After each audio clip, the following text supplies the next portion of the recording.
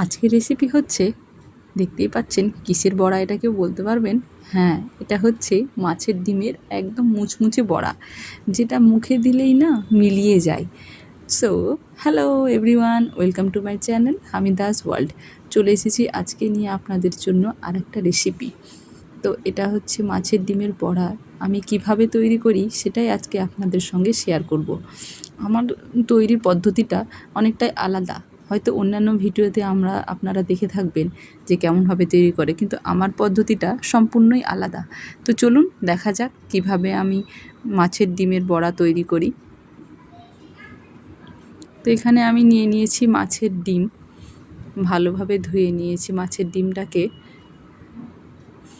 তারপরে একটা বাটিতে নিয়ে নিয়েছি। এর সঙ্গে আমি অ্যাড করে দেবো একে একে কাঁচা পেঁয়াজ, কুচি কুচি করে কাটা। মানে পেঁয়াজটা একদম কুচি কুচিভাবে কাটবেন, খুব মোটা থাকলে কিন্তু ভালো লাগবে না। তো এখানে নিয়ে নিয়েছি। তারপরে সব রকম মশলা এটার মধ্যে অ্যাড করব। মাছের ডিমের মরশুম এখন বর্ষাকালে মাছের ডিমটা খুবই পাওয়া যায়। এটাই হচ্ছে মাছের ডিমের মরশুম। তো এর সঙ্গে অ্যাড করে দিলাম লঙ্কা গুঁড়ো, হলুদ গুঁড়ো এবং সামান্য পরিমাণে জিরে গুঁড়ো। আপনারা যদি অন্যান্য মশলা কোনো রকম খেতে চান বা পছন্দ করেন তো সেটাও অ্যাড করতে পারেন। আর এখানে দিয়ে দিব সামান্য পরিমাণ লবণ।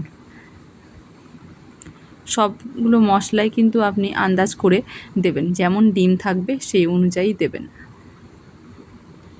এবার অ্যাড করছি আমি আদা রসুনের পেস্ট। আদা রসুন একসঙ্গেই পেস্ট করা আছে, খুব বেশি দিতে হবে না, 1 চামচ দিলেই হবে। এবার আমি দিচ্ছি চালের গুঁড়ো। হ্যাঁ, চালের গুঁড়োটা দিলে কিন্তু না মাছের ডিমের বড়াটা প্রচুর মুচমুচে হয়। আর চালের গুঁড়ো আপনি যদি অন্য কোনো এর সঙ্গে, আর এখানে দিয়ে দিচ্ছি সামান্য বেসন। হ্যাঁ, বেসন আর চালের গুঁড়োর কম্বিনেশনটা কিন্তু অসাধারণ।